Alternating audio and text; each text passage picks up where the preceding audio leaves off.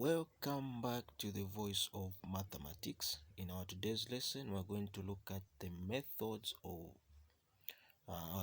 that we can use to solve quadratic equations. Method 1, factorization. The second method, completing the square method. Third method, quadratic formula method.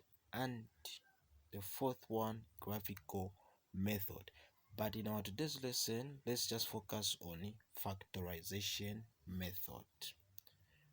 Okay, by the way, what is a quadratic equation? A quadratic equation or quadratic equations are of the form ax squared plus bx plus c equals 0, where a, b, c are constants and a is not equal to 0. Constant a should not be equal to 0, or the coefficient of x squared should not be equal to 0. That's what we mean.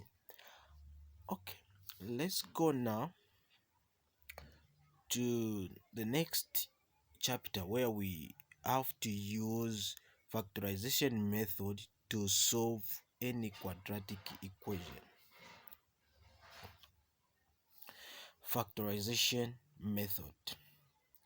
These are some of the steps that we can use in order to solve a question that is quadratic.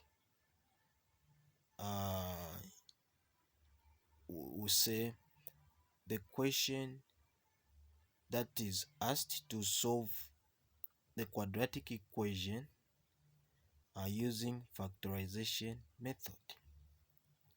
And some of the steps are: the first one, make an equation in the form of ax squared plus bx plus c equals 0.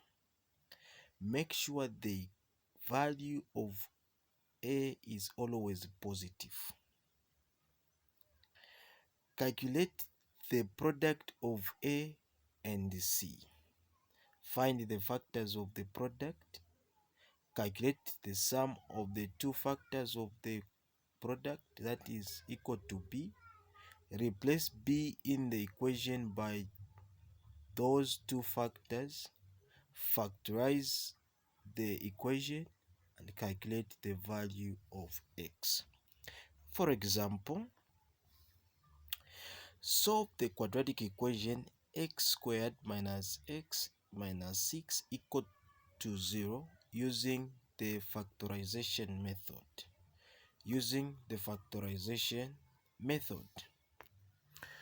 Okay, the first step, we said let's make the quadratic equation in this format: ax squared plus bx plus c equals to 0. And then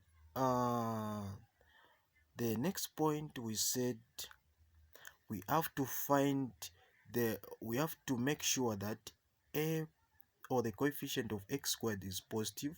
We can see that the coefficient of x squared is positive there. And then the next point, we said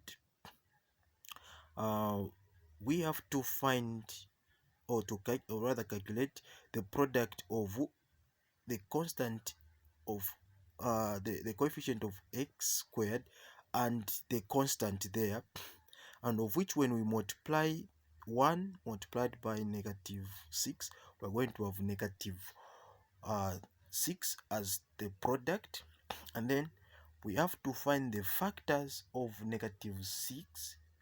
Those factors, when we find them, we have to add them, and the sum should